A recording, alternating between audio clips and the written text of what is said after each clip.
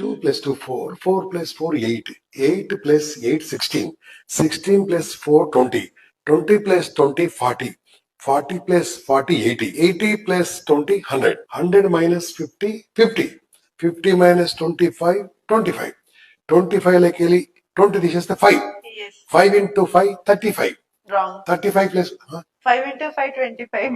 ఏంటండి 5 into 5 35 అన్నారు కదా. నేను అన్నానా? I'm senior, 5 into 5 25. Experienced. Even you are నేను experienced. చాలా మంది క్లాస్ లో తీసుకున్నాను. 5 into 5 is 25.